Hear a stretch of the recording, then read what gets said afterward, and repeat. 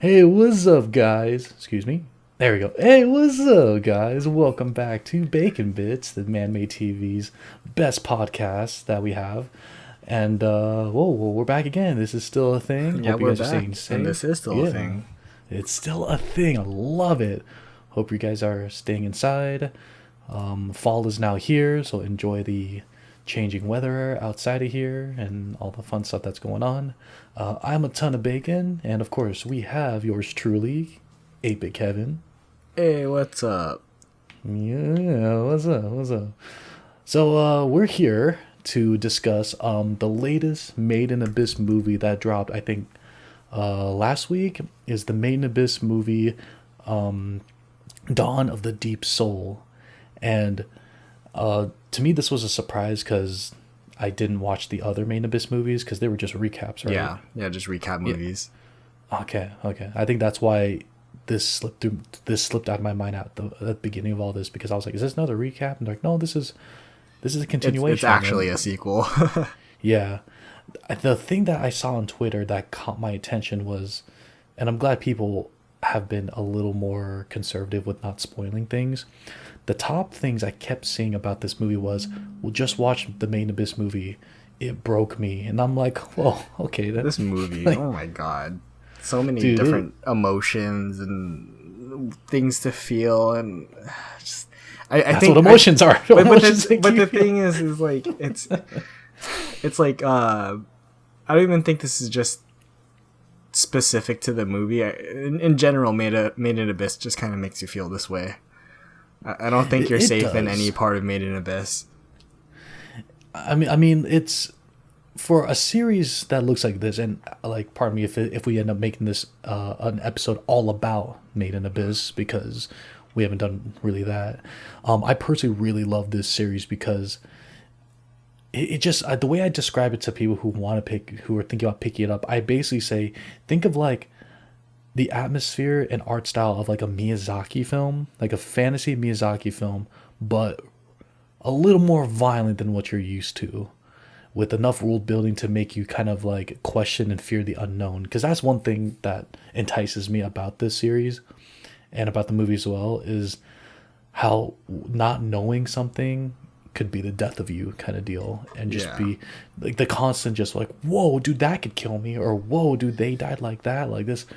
It's getting crazy. And it's not so much there's ass pulls, but there are just times where you kind of do accept what's going on because of how raw and how dangerous the abyss is. Well, I mean, I would even consider ass pulls. It's just like the world has its own environment, and each floor kind of has a set of, I guess, rules. And you know, if you don't follow those rules, or if you aren't careful, then yes, there are consequences. And it's interesting, like you said, where you kind of mentioned a Miyazaki style. I mean, like, I personally don't really see a Miyazaki style, but like it's definitely one of those, like, don't judge a book by its cover. Because I remember this aired back in 2017, and I remember like seeing the key illustration for it, and I was like, you know, I'm not too sure about this one. And then Right. Kids exploring. Oh yeah. Yeah, and then like when you actually start it, you're just like, holy shit, like this definitely is not what I expected at all. And so I think I haven't actually watched Made in Abyss since 2017. So watching the movie since then, it's kind of like you had this really long like palate cleanse from it. And so I personally just wasn't really prepared what's to come. Like, I had like this idea, like, you know, like thinking, yeah, I'm probably going to see something pretty extreme. I guess extreme is not the right word. I'm going to see something that's like, you know, gut wrenching and whatnot. And I kind of prepared out of your comfort zone. Yeah, exactly, out of my comfort zone. There we go. And, yeah. And I was kind of preparing myself for that, but even with that, I don't think I was actually prepared. Like, as mentally prepared as you think you might be, you're not gonna be ready for what what they show, especially like if you haven't seen the source material. Like, I haven't, and you know, like just seeing it, I was just like, damn. But Right. Yeah. I remember someone on Twitter even talking about the source material, saying, okay, so we're probably going to get another season the way this movie ended, and there's stuff that later on after this part we just watched that they read in the source material that is so raw that they're kind of hoping that they cut it out from the anime. And I'm like, that's a very bold statement, because I'm a person of like, I'm not saying show everything, but don't cut out anything that is kind of needed. There are definitely a lot of uncomfortable scenes in this movie. Oh my god! Like, okay, not even just like the movie in general, but like even like I don't know if you saw the specials at the end, but like those too. But like, I guess we'll get to that when we get there. But oh man, this movie. What a ride! Yeah, it is quite the ride. And there's a theme that I kind of like get with all this, or at least in my mind is why I love this series, is as crazy as things got and how gory things got, I always like to think to myself, dude, this is what the Abyss is about. Yeah. This is what it creates. And I'll get into more of like what I was thinking about when I say that, or when I think about that term, because it's in the name. Yeah. So starting from the very beginning, of course, the one thing I forgot was the fact that they ended up losing during the series. They ended up losing their relic, their pickaxe relic. So I kind of forgot what item that was handed to them by that one like soldier from that one dude's group. But I just thought the first part, those little bugs that look like leaves, right? Oh my god. Those things could just straight up maul you from the inside out, and the air is making the bodies sound like they're talking. I already felt sick. I was like, yeah, I would have died. It was so yeah. Oh my god. Yeah. As soon as that came up, because I was watching with Mini Neko, and we were like, holy crap! Like, we definitely would like. We wouldn't even have made it to that floor. Like, as soon as we started the journey, we probably would have been dead. Like, I don't even think. Like, how are these kids getting down here where it's like, me as an adult, I probably would not have gotten this far. Like, I probably would have tripped somewhere and just died. Like, not even from one of the creatures. Yeah. I don't even know. Yeah, and that's what makes the Abyss so scary, because when she like saw like the notes on it and they described like fully, it's like, dude, the people that died with her, they looked like seasoned, like, travelers kind of deal. It's crazy. It's crazy that like these people made it to the 5th layer, and like, just like you said, like those creatures like could destroy you, and like the leaf looking ones, and just hearing like how they are. So the corpses are there, and like they keep them alive enough to be a food source, and then like the adult versions of those insects like feed themselves into the humans to keep them alive enough to continue to be a food source. Like, it's so like morbid. Like, yeah, very morbid. Like, I agree. I'd literally like, just kill me now. Like, I want to be dead. Is that? And it's like, it's one of those things that people say like, well, that's nature. I'm like, yeah, that's the Abyss. This is like this, just the 5th layer. Like, who knows what else is down there? And yeah, they talk. You think about things like monsters and all these like creatures like that sandworm and stuff like that, but those little insects and things that you just don't expect to be deadly, that's the scariest thing. Like, yeah. Knowing a novice diver would probably have looked at that eye to eye, and it probably would have stabbed him right in the eye, kind of thing.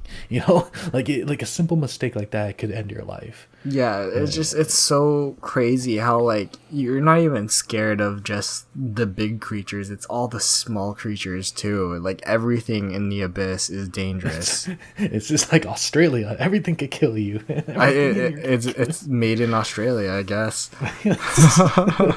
Plot twist. The reason why Australia is down under, because the Abyss. Oh. At the bottom of the Abyss is Australia. Oh god. But yeah, I had the exact same reaction as kind of like that. The guy, the servant, when he just pulled out the flamethrower and started burning it all, I'm like, yeah, that's probably a good idea. Just burn everything. Yeah, and like, probably some dwellers or divers are like, no, don't do that. It's part of the environment. It's like, no, like, F that thing. The boss is coming alive. We need to exterminate it because it's gonna kill everyone.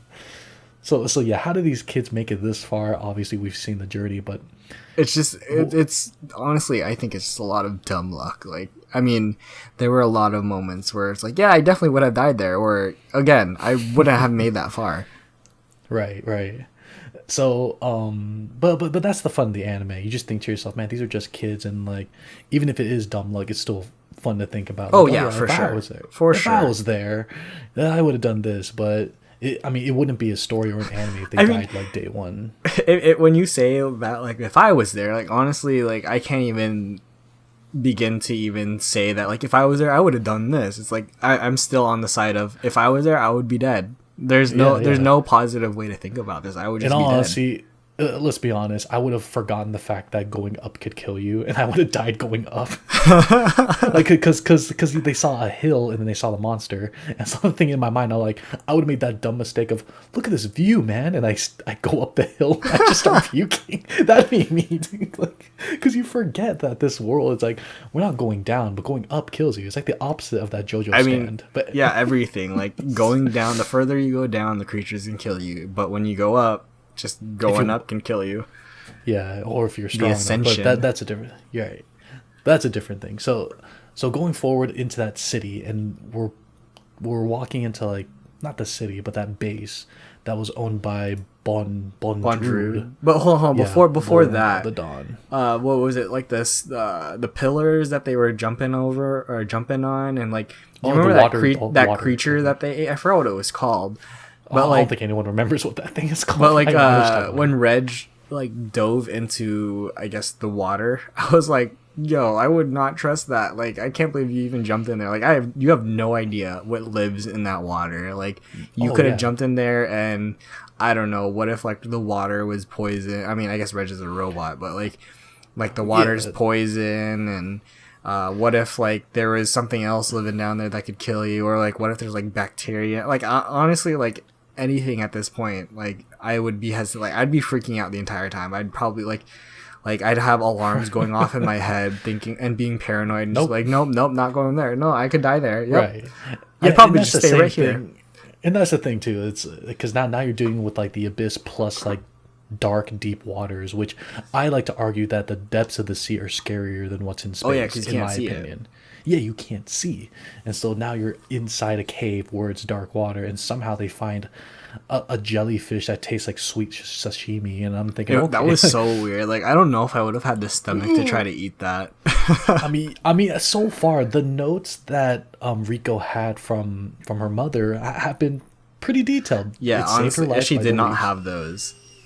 Yeah. If she didn't have those, then, like, we would have been, she would be dead. But I guess that could kind of show how wise and how knowledgeable her mother was, because, you know, the notes, like, oh, that leaf thing could kill you. By the way, if you need a good snack, in this layer, this one fish is edible. So at that point, after those two things, I kind of confirmed the notes. I'd be really confident, being, okay, just as long as I follow these notes that she gave me, I think we'll be fine. But those aren't referred to ever again in the rest of the movie. Yeah. Well, I mean, she didn't really need it for the rest of the movie. Right. Because of what happened next. So the thing is, the area they arrived in, I thought that was like a city. It was a city, but I thought it was I was at awe, first of all, because, like, wow, that's a really nice base, and it's like rotating, and there's always some but there's always some barrier. It's like you can't get in there because the thing's rotating, and there's whirlpools. I was like, yeah, that's great. Like, every time, that's the thing with the abyss. There's always, like, it's never easy, obviously, but it's just nothing's ever gonna get handed to you. Yeah, and I mean that's what made this movie so great, because of how they were talking about the whistles. But going forward, one of my messed up yet funny thoughts, just because I like to think me and you are seasoned anime watchers at this point, when they met up with Prushka, right? Yeah, Prushka. And I'm just, in my mind, I'm like, all right, this is probably just like more just the scout, the watchdog, you know, person. And then we start following them, and then trying to get questions out of them. And right when she turned around, and she's like, "Oh, hey, Papa," and it was Bondrewd. The first thing I said to myself was, "Okay, she's dead." Oh no, no, yeah, Right for off. sure, for sure. I knew right away that she was gonna die. Like, there was no Yeah, I was way like, she yep. was gonna live through this. Or another thought that I had was like, if we run across any more of these, what they're called, delvers or something like that. Yeah, divers, delvers. If we run into any more of these, like, I don't think that there were any more that they mentioned, but like, do these like white whistle carriers, like, do they all have like these little companions? Like, that's kind of odd. I think it really does depend, because I think that's kind of like how you operate, kind of thing. Like, do you have partners? Like, because look at Ozen. Ozen has that one blue whistle partner that she has, and then if you remember, obviously in the extra episodes, she does have like followers. I guess these are people that either serve under them, trying to be an apprentice to a white whistle, or maybe just trying to learn, or maybe they can't become a white whistle after finding out the truth. So they're like, okay, I'll just stay in my ranks and help the research of another white whistle, kind of deal. I think that's how it is. And if you're a white whistle, heck, you're badass. You could go solo if you wanted. So I think that's how it is, and it kind of makes sense for Bondrewd, since he's again, a character we haven't. No, I'm not. I'm not talking about like assistants. I'm talking about because like not like adult assistants. I mean, like, they have like these little like companions, like they're children. Like, why do they have like children companions? That's a good point, actually. Oh, Like, that's the thing to me. It's like it's kind of odd that there are other children down there too. But I mean, there like, are. how do they get down there? I mean, there are stories to how they get down there, but it's like, it's odd to me that like these delvers have these child companions just with them, and I don't know. Maybe trying to raise them young to be to. Well, I mean, we know why Bondrewd raised abyss. Prushka, so. And Prushka's just another one, as we know. so yeah, right away I was like, she's adorable, but she's dead. Okay, and oh gosh, like. The thing with Bondrewd is that he's again a character we've seen before, the mad scientist kind of thing. Through Nanachi's backstory. Yeah, and he's trying to like accomplish whatever he's trying to accomplish, whether it's data or trying to understand the abyss. And as the story progressed, I kept on thinking to myself, it's because of the abyss that this dude exists in this twisted mindset, And, oh yeah, for sure. Right away, obviously Nanachi was, not happy to see him, kind of deal, because like, you return back to the person who pretty much killed your best friend and turned you to what you are. Turned you what you are, whether or not you see yourself as a monster or not. And I just thought it went to 0 to 100 so quickly when when Nanachi was like, okay, I'll come help you, just don't hurt him. And Bondrewd's like, oh, that's too late. I mean, it's obviously a lie. Yeah, for sure. I mean, good on him for telling the truth, saying like, yeah, I can't keep my promise now, because and then they're operating on Regu, which was pretty god, that horrible. 0 to 100 really quick. I was like, oh, this is great. Like, I did not need to see this, but like, I felt so bad just hearing like how much in pain he was in, and like seeing what they were doing to him, like, and like those assistants, the Umbra hands, I think that's what they're called. Yeah, like, his they hands. I just call them his hands. They had no regard for his health, his safety. Like, if it honestly, it was just like, yeah, we'll keep operating, and if he dies, oops. It's like, yeah. They keep going to the point where it's like, okay, now we understand where his pain tolerance is, because like they're trying to learn everything they can about Reg. Right. And it was so disturbing to see how apathetic they were, and like all it was for the sake of science, I guess. But right, and that's just how he operates down there. Oh, we don't know what this is. If we don't know, we're gonna freaking find out what it is. Yeah. And so I was kind of like not surprised they went down that route, but then right away when they chopped off his arm, I was like, oh great. Oh my god. I kind of need that. And already I was like, you guys got to get out of here. Like, this is not good. Like, they're just gonna operate on you. They're gonna take Nanachi in and operate on her, and then probably kill Rika, because like, oh, we already know what a human is, and we don't need you. So I mean, just they'd wild find to a me. reason. Yeah. And the thing again, Bondrewd is a character But by itself, he's a great character. I'll give him that one. But the whole skeleton of the mad scientist doing horrible things to innocent people is something we've seen before. We've seen that with like that captain from Bleach.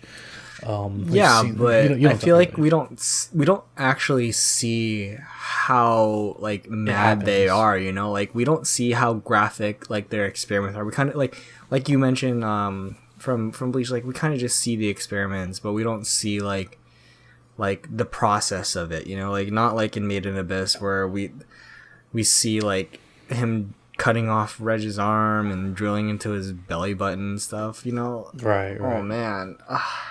And how they sedated him, and like that was rough too. It's just like, oh, I can't talk, and I was like, oh, that's my fear, sleep paralysis and getting operated on. I was like, yeah, this is awakening all the fears that I have. All these alarms are going off in my head right now. Right, like waking up during surgery, just like you're just, and you can't express how in pain you are, except even they're like, oh, he's in pain, okay, carry on.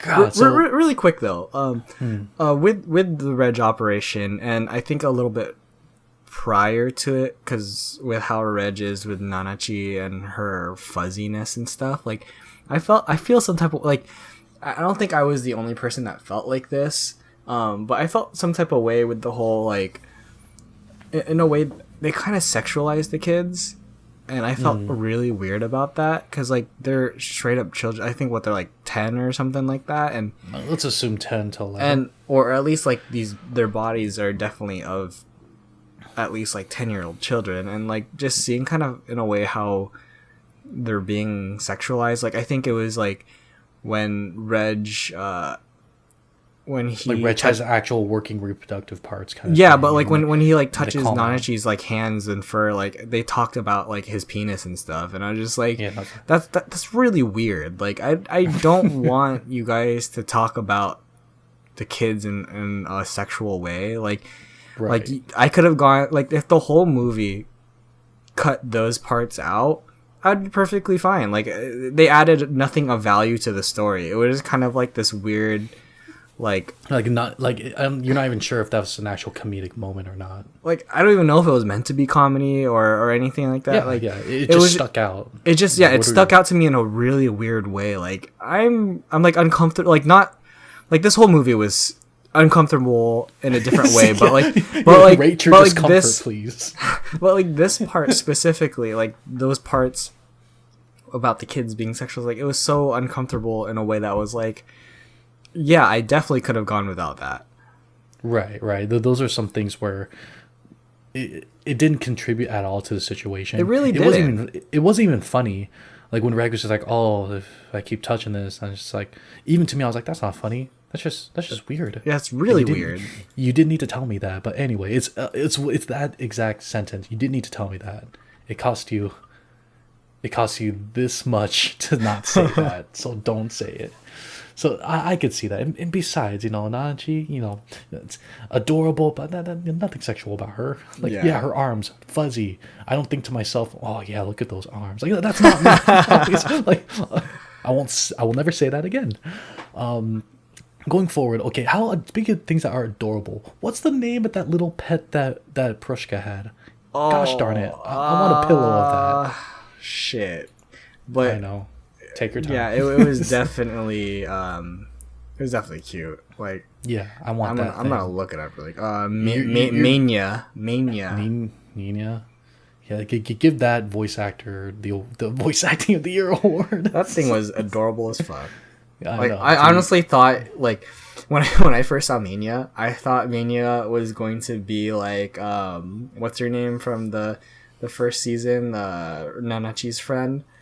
Right. I thought Mania was gonna be one of those other experiments, like it was a former experiment or Bondrewd like did something, but then it ended up actually just being a creature of the abyss, and I thought that was pretty dope. So Mania, really cute. Yeah, sure. Pretty much her therapy animal kind of deal. Yeah, which really did help her. Oh yeah, for sure. Well, another part that it was when Rico was trying to go up the stairs, and like, oh dude, that's so scary. When the stairs shut, I was like, man, I've never been so scared of stairs before. Like Like, just the idea of, like, every step you take, you could potentially die. Every move you make. She stop. And she was, like, going up the stairs and thinking, like, I'm not feeling anything yet. It's cool. And then, like, she was clearly feeling something. I was like, Rico, turn the fuck around. You're gonna fucking die. She couldn't turn around because she didn't know what direction was anything. Yeah. Oh my. And then she, like, just, I guess she ragdolls down the stairs, loses some teeth, and, just normal stuff. And Prushka finds her, and I was just like, oh my god. So I bet in real time, when she was going up those stairs, she probably got to, like, step 5 and fainted. Like, guaranteed. Because, like, all that stuff that was going in her head, obviously that's the curse, like, messing with her mind. But I'm pretty sure that if you were to watch her, like, from behind, like, go up the stairs, as she just collapses and, like, bangs her head and then dead. So, oh yeah, and the every time they emphasize that on how going up could kill you or do all that stuff, like what happened to Naji and her friend, it's just so wild. How I like how they tried using that method to try to kill Bondrewd when they were, like, fighting him. Yeah. Like, part of me was like, dude, this is smart. Like, when they fought Bondrewd out in the field, right? I was like, dude, this is gonna work. I'm a little scared of this dude, but this is gonna work, right?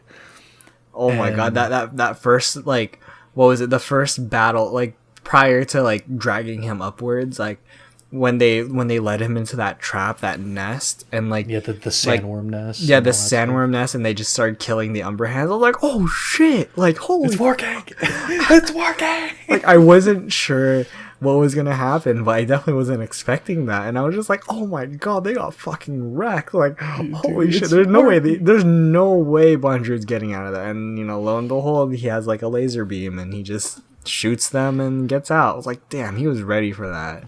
Well, the thing is, God, so Bondrewd, I really like him, because one, like, you never saw this dude panic. Oh no, not at all.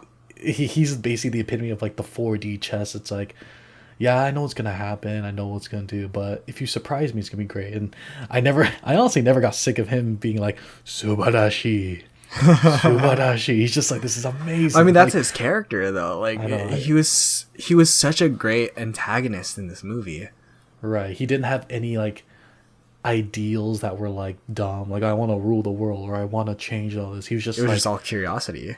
Yeah, every moment you've surprised me. Like, this is amazing. You're doing this beyond my expectations. I'm glad this is beyond my expectations. Look at me.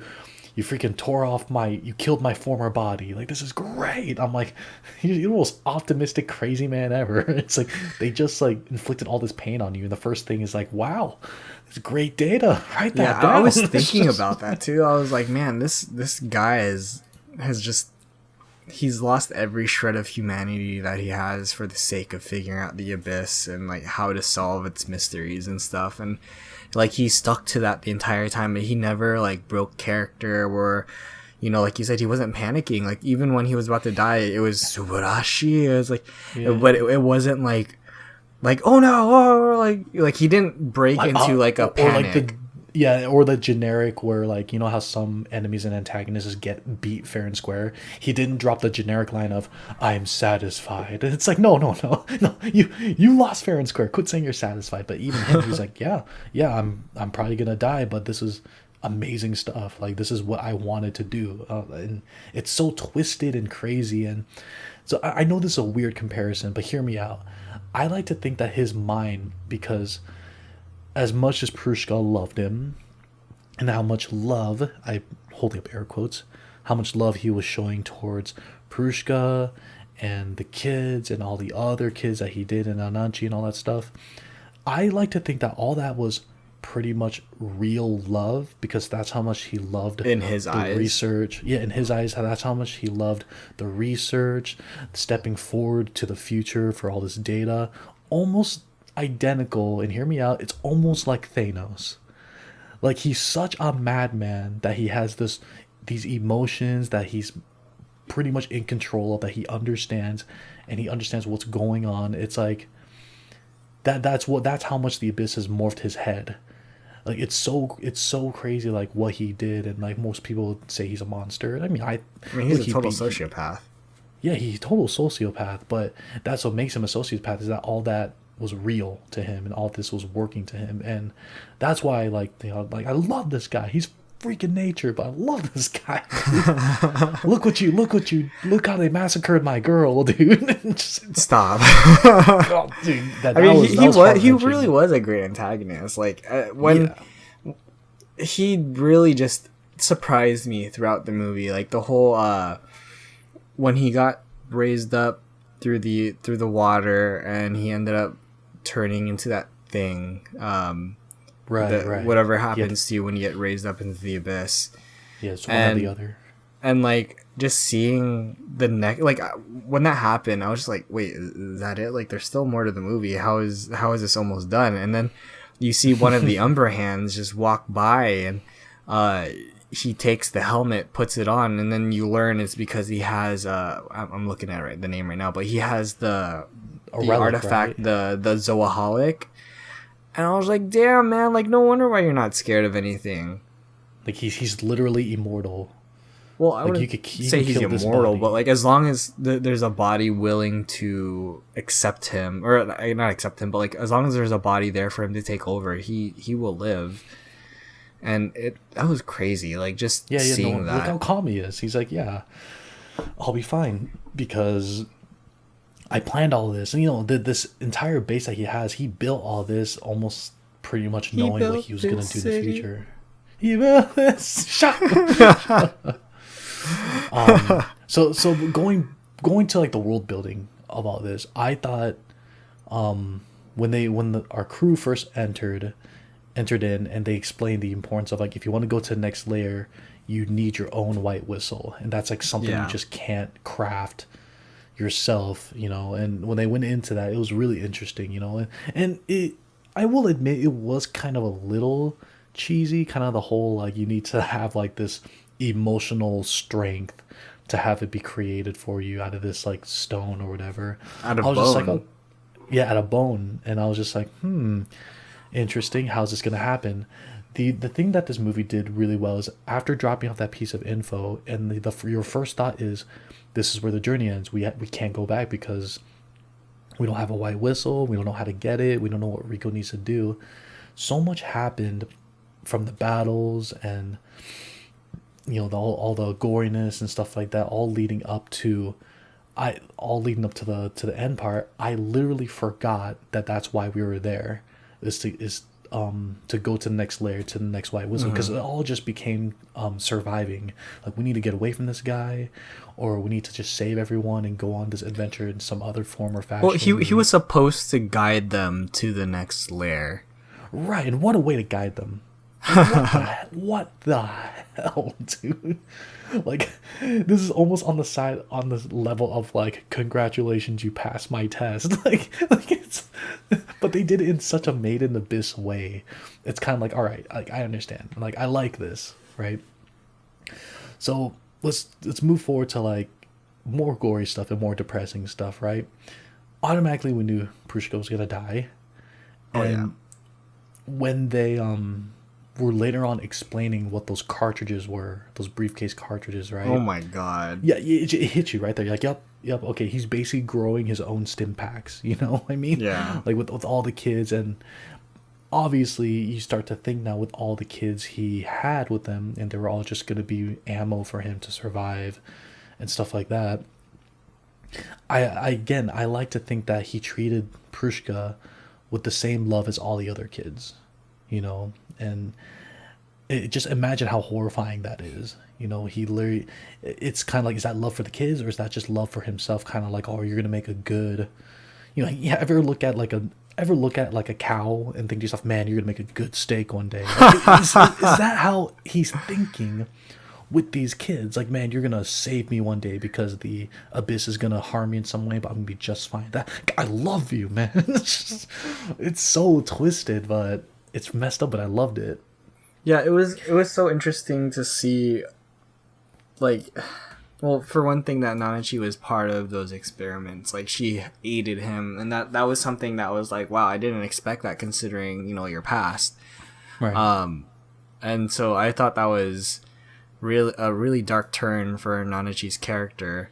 And she obviously felt horrible about it, but just seeing, like, how they just when they went through Prushka's point of view when she was like, that's my leg, that's my arm, and I was like, oh my god, this is hurting me. Like I am not liking this. Like I felt so bad for her, and I just like there's so much pain just seeing her like be like that. Like you just saw her like they spent that time to really get you not like attached to the character, but not even a day. But like yeah, they gave you time to at least feel empathetic for the character.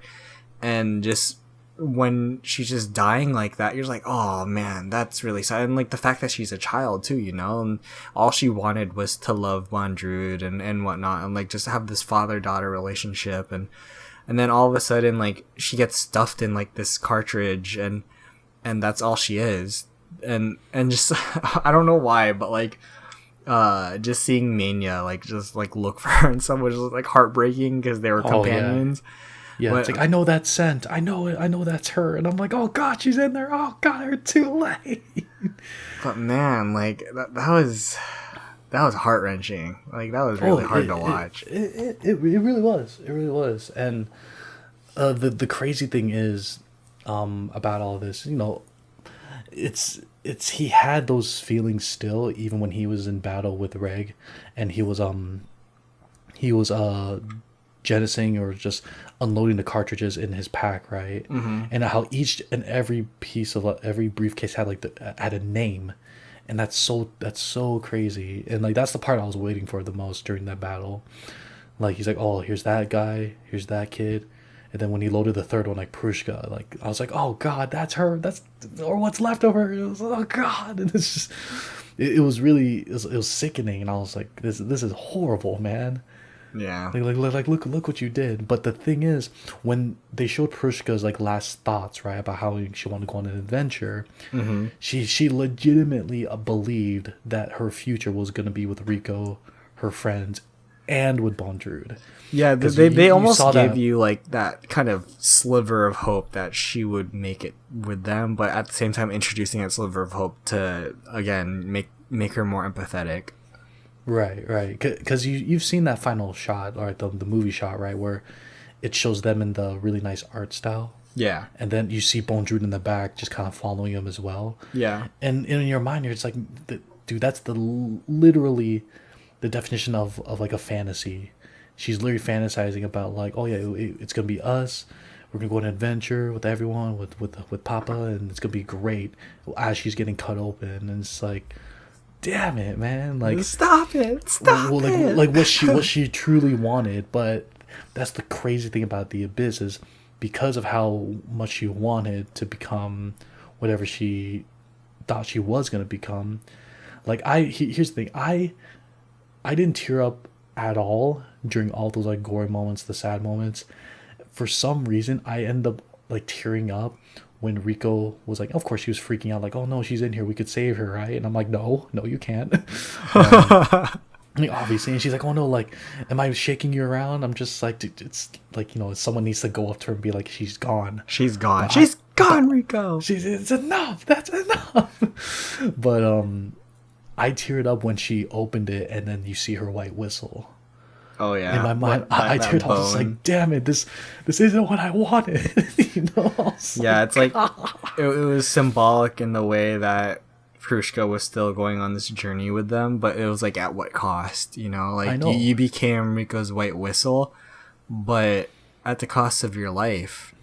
Yeah, because they said a white whistle. Like, yeah, you literally need like another life kind of deal. Yeah. Oh, and speaking of the white whistle again, something that I thought of when they mentioned the whole like you need it's from the life of another, I was thinking like, okay, so Rico's mom, whose life did she use for her white whistle? I know, yeah, that's what I was thinking about too. And like Rico has to come to that realization that her mom's white whistle was someone before, and who was that? Right. That's kind of freaky. It also makes you want to think like what did Ozin do as well? I like Ozin. She's my favorite white whistle. Yeah, with everyone. And I guess you could probably say that's what really does separate the white whistles from everyone else. Yeah, they're willing to take that sacrifice, or they're willing to make a sacrifice of someone. Ugh. God, yeah. So all that was pretty rough. But the thing was, it's like, seeing how they quote unquote defeated Bondrewd, Yo, that but then Bondrewd battle though, that was really yeah, dope. Like, just honestly, I know we were supposed to feel bad for those kids and like they got turned to cartridges and stuff, but just like after seeing the cartridges like eject, and then like after every cartridge, like he slowly started to turn into I guess a blessed one, and right, just more like seeing a him monster. like slowly gain like that fur and those claws, and kind of just seeing how like he kind of transformed in a similar way that Nanachi did, and then seeing his final like the final point where Prushka gets ejected, I believe, and Right, right. just seeing like him through that mask, and oh my god, like I really wanted to see what was underneath it all. Like that honestly, that was so dope. Like I know it came at a big cost, and like what it took to get there, but I really really wanted to see like what it was that he turned into. Like we only got to see like a partial view because he was still wearing his helmet, he was still wearing clothes and stuff like that. Like Nanachi, like you can plainly see what she turned into. Him, like you kind of just see like is he kind of like a wolf sort of thing? I'm not really sure. He's But a chimera. but that was it was so dope. Like I'm kind of sad that he didn't get to keep that body. Yeah, he was able to revert back, or not revert back, but he probably just found like another body Yeah. and took that over. And going back more during this whole battle with Bondrewd, freaking the fascination with Reg goes even higher now because Reg turned into a freaking hollow when he took him. Yeah, it reminded me All that of voltage. Heartless Sora from Kingdom Heartless Hearts. Sword. Yeah. So it's almost I'm pretty sure they had a term for it when they were talking about what was Reg. I forgot, honestly. Yeah. There's so many details. Like obviously this movie needs like a second and third watch, but it does like bring up a question, like because Reg was kind of like you got scared for a second because Nanachi was warning him saying, yeah, I think you have like a certain like amount of battery life left because I look at your symbol on your helmet, you have like 3 shots of your incinerator left. If you look at this device, this I've been using this for years and the lights are starting to dwindle. But then when he got recharged again, they looked at his helmet and they're like, oh, you're fully charged, you have 10 shots. And I'm thinking, okay, so he runs on electricity, yet he's sort of human. Again, what the heck is Reg? Like, what are Yeah, you, kind of thing? yeah. But we'll definitely find out more as they dive deeper into the abyss. Right. So yeah, dude, this is what the Abyss does to him. The Abyss creates people like Bondrewd. Yep. And it creates all these fates of people that are pretty horrifying, Like, what do you think's worse? Being a kid, believing that you're going to be fine and being turned into a briefcase versus getting, like, mutilated by some leaf bugs. And this is only layer 5, and layer 9 is just deemed as the unknown. Like, there's nothing, we don't know what's down there. Like that's what freaks me out about this series. It's like we're barely halfway. Yeah, We are halfway. and when we It's see like, the next season, whenever that comes out, oh my god, it's just gonna get worse from here. Like we think we've seen the worst, but we haven't. We definitely have not. yeah, that's why I'm curious about the source material, because even one person was like, I hope they don't animate that. And I'm thinking, oh, now I kind of want them to animate it just so I could see. I don't know. I'm Like, already feeling kind of weird in my stomach thinking about what they could potentially do. right, because in a way you don't really know what your limit is for seeing stuff like this. Like I've seen some pretty horrible, like gory movies and stuff like that. Like I've cringed and felt sick to my stomach a lot. I think this movie itself overall, and for me personally, I give like a 9 out of 10. Amazing the music, amazing. Like I The would whole expect movie was nothing amazing. less. Yes. I'm a sucker for choirs and groups of people singing all the time. But the thing about this movie was, it's now in my ranking of movies that contained scenes that made me feel sick. For seeing things, whether it was gory or just like mentally like mind breaking. The only other time I felt like this was I was watching. Have you seen the first season of Psychopaths? Yeah. Like there's that one part, and it's not the biggest spoilers here, but there's this one part in Psychopaths because there's crazy serial killers. Obviously, they're into some weird stuff. The creepiest thing that made me feel really sick to my stomach, which I would still rank higher than what was done in Made in Abyss, surprisingly, was when one of the killers was an artist, and what this lady did was she would kidnap women. She would encase them in in this type of a epitaph mixed with alcohol substance kind of thing, right? Like I think she would kill them and drown them in like a big in a bathtub full of this crap, and their skin would turn to like wax. It would turn to like strong like plasticky wax, and what she did was that she would form their bodies to make horrifying art sculptures. So what she did was like she got two women, like chopped their heads off, encase them in this plastic art wax, and displayed it in front of some pond, right? And when I saw the end result of that, and obviously you see the girl like screaming before she died and all that, I felt so sick that I had to take a break from Psychopaths like that night. Dude, like, honestly, like I don't even remember. It's been so long since I've seen Psycho. Are you joking? It's been so long. You, man. It's been so long since I've seen Psychopaths, man. I'm telling you, like I don't remember that. Psychopaths came out when, and I still remember that scene, and I'm just like, ugh. Probably because it scarred you so much. It did. 2012. Dude, it's been so long since I've seen years. Psychopaths. Don't get mad at me for not remembering. And also, like, I guess it's already too late now, but I guess, gore warning. Yeah, pretty much. I don't know. I guess you could say there is going to be a limit to how much we'll be able to handle when it comes to future anime series in general, because I'm not one to say that gore makes things better. It's... You could show the silhouette of someone being chopped in half. I get it. But there's just so many moments in Made in Abyss where I was like, oh, dude. Like, when they pull off the helmet and you just see, like a mashed up head with their eyeballs sticking. I was like, oh, dude, come on. Like why do you have to show that?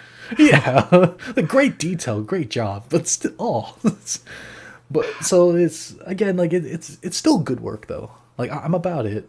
Yeah, it was still a great movie, but... Yeah, the gore, like, there are definitely questionable parts of the movie where it's like, did you need to show that? I don't know, but you did. Right. I mean, it's following all the guidelines of what would be allowed in the U.S. We could show gore, we could show blood, but we can't show nudity, so we'll keep that out. And it's like, okay, yeah, sure. I mean, it sounds about right. Once you show nudity, man, it comes to a grinding halt. So just show body parts being chopped off and show suit briefcases full of guts. That's a Death Clock song, by the way. Shout out to Death Clock. Briefcase Full of Guts is a real song. I don't have any other thoughts on Made in Abyss. I'm really looking forward to the second season. I just obviously have so many questions, so many things I want to be answered as well. Yeah, just a lot of unanswered questions. I'm glad we got those extra shorts at the end with Ozen. Yeah, I just want to see more Ozen because she's so cool.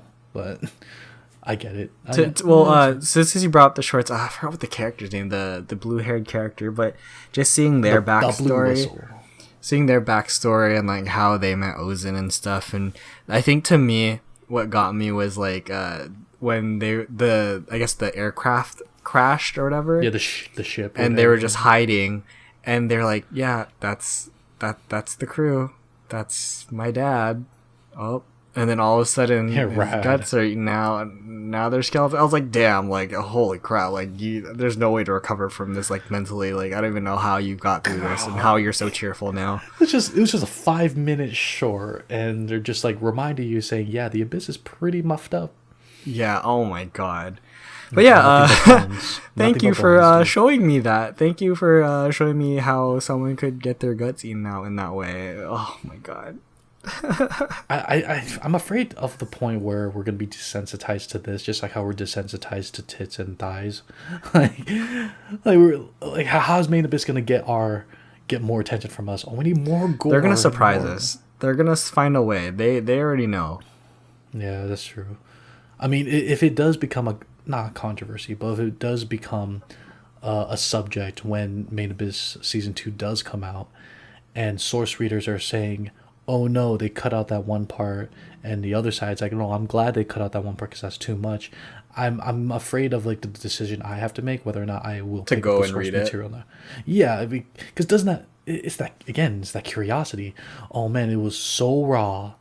They had to cut it out of the anime, and I'm just Yeah, I don't like, know. What, I don't know what about was that, it? man. I know, because manga's pretty much like free game, right? Dude, I don't know. Like, if it's Do you that even like bad, this series? It's getting to the point, do you even like this series? I do like this series. I don't know. Okay. Like, if it was that bad that they had to cut it out, I feel like I might look back to see what it was, but at the same time, I'd be just so apprehensive. I may You'd have to just read. like have someone like spoil what it was first, and then I'll make the decision on whether or not I want to actually go and see it for myself. Right, you'd have to see like a paragraph of like, here's what happens. This Exactly. person's body was eaten from the inside out, and it shows part of their heart. And it's like, yeah, I'm good. I don't know. Yeah. I don't know, man. Now I feel some type of way right now. Oh yeah, I feel grody now. I'm just like, oh, do we really like this series? You know, Yes. is this something where it's like we hate it but we love it, like P90? No, we just love it. Oh yeah, I love it too. Out of everything, I want my brother still needs to watch this, but I want that poster of like all the abyss layers and stuff like that. Yeah, that'd be dope. And overall, I loved all the characters, and Bondrewd, man, yeah, as a psychopath, he was really well done and well written. Like I loved this guy, you know. No, he was less of a psychopath, but more of a sociopath. Yeah, so sociopath, yeah. I don't know the difference. Honestly, I mean, I believe sociopaths are ones that like they can be perceived as like quote unquote normal in society. Right. Like they're normally functioning, but like they're actually like fucked up in the inside. Whereas psychopaths, like they're just all around like, yeah, that's a psychopath. Okay.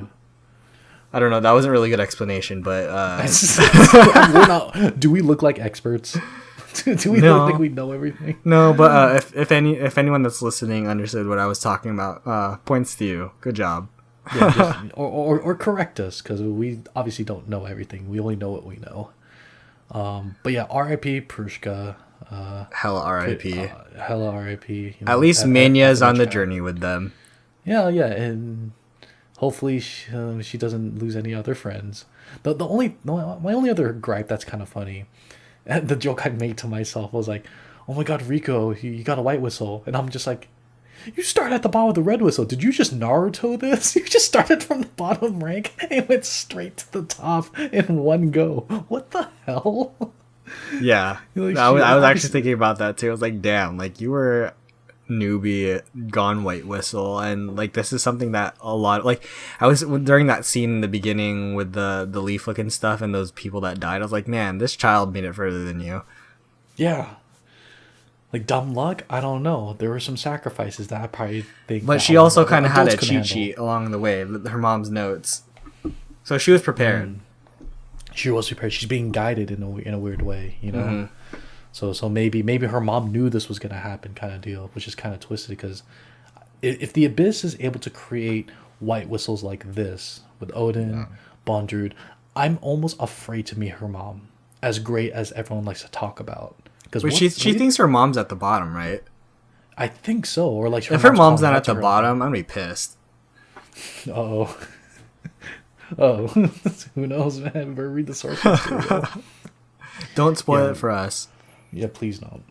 Yeah, Rico pretty much just Naruto that. I was like, Wolf, congrats. As I was tearing up, I was like, Wolf, congrats. Your whistle looks weird, by the way, man. It looks like it's a heart, but an actual like beating like organ heart, and I was like, ugh, wouldn't want to blow into that, but all right.